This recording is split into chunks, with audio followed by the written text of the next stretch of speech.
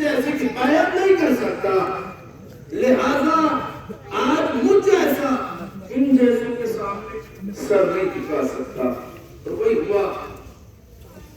رہبر معظم نے اپنا سر تو قلم کروا دیا، لیکن ظالم و جابر حکومت کے سامنے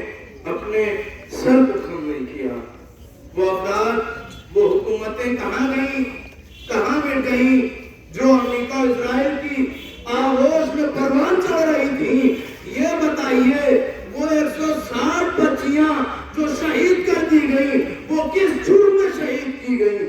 بے ایوزم بن قتلت، یہ بتائیے ان کا جرم کیا تھا؟ بس یہی تو تھا، وہ تعلیم حاصل کرنے کے لیے گئی تھی، وہ اپنے علم میں اضافہ کرنا چاہ رہی تھی، ان کو کس جرم میں قتل کر دیا گیا؟ آپ یہ بتائیے، کبھی آپ یہ بتاتے ہیں فلاں دہشت گرد ہے، وہ دہشت گرد ہے، آپ بتائیے سب سے بڑے تو آپ ہی دہشت گرد ہیں۔ انہوں نے ایک جملہ ادا کیا تھا اور انہوں نے یہ کہا تھا، اب آپ یہ بتائیے ہمارا نظام یہ کیسے آگے بڑھے گا؟ سبھی نا امید ہو گئے تھے، جسے آنا تھا، اور 36 برس وہ حکومت کی کہ آج تک ایسی کوئی حکومت نہیں کر سکا اور کسی کے سامنے نہیں گھٹنے ٹیکے۔ پروردگار انشاءاللہ اسی طریقے سے ایسے کو حاکم بنائے گا کہ سبھی دیکھیں گے کہ امریکہ اور اسرائیل بھی نابود ہو جائیں گے، ختم ہو جائیں گے۔ اور عزیزوں، بس آخر میں 2-4 جملے وہ بھی رہبر معظم کے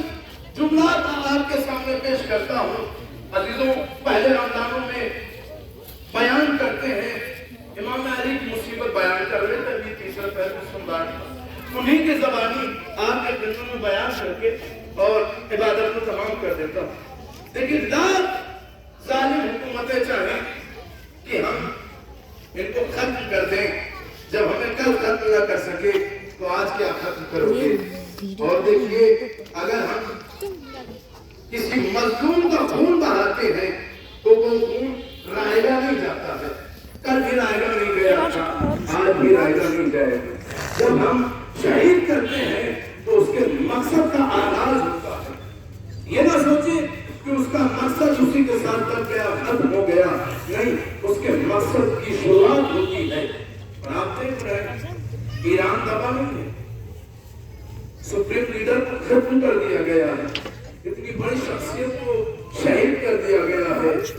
ہر ایک مدعو ہے، رمضہ ہے، آنکھیں اشکبار ہیں، لیکن ان کے مقصد کو نہیں بھولا جاتے۔ اور ویسے ہی جواب دے رہے ہیں، آگا بیان کرتے ہیں، کہتے ہیں کہ جیسے ہی شب 19 آئی ہے،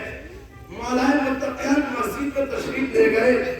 جب ظالم نے پیچھے سے حملہ کیا ہے، امام کی آنکھوں میں آنسو نہیں آئے ہیں،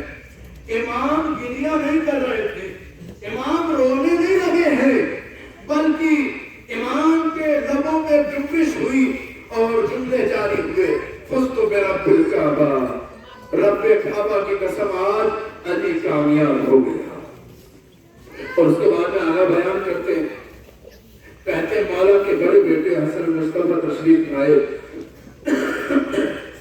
اور جیسے ہی اپنے بابا کو دیکھا کہ سر سے خون بہ رہا ہے، اپنے بابا کے سر کو اپنی آغوش میں لے لیا، آنکھوں سے آنسو جاری تھے، ابھی اشک بہ رہے تھے، رخسار سے مولا کے آنسو جیسے ہی امام علی کے چہرے پہ پڑے، مولا علی کی آنکھیں کھلی، آنکھوں کو کھولنے کے بعد کہا، اے بیٹا حسن مصطفیٰ، ارے گریہ نہ کرو، ابھی حسن مصطفیٰ کو خاموشی کیا تھا، اتنی دیر میں امام حسین آ گئے۔ آگا بیان کرتے کہتے جیسے ہی امام حسین آئے نا تو امام حسین کو مولا علی نے دیکھا، ارے ابھی کچھ ہی دیر ہوئی تھی، اتنا گریہ امام حسین کر رہے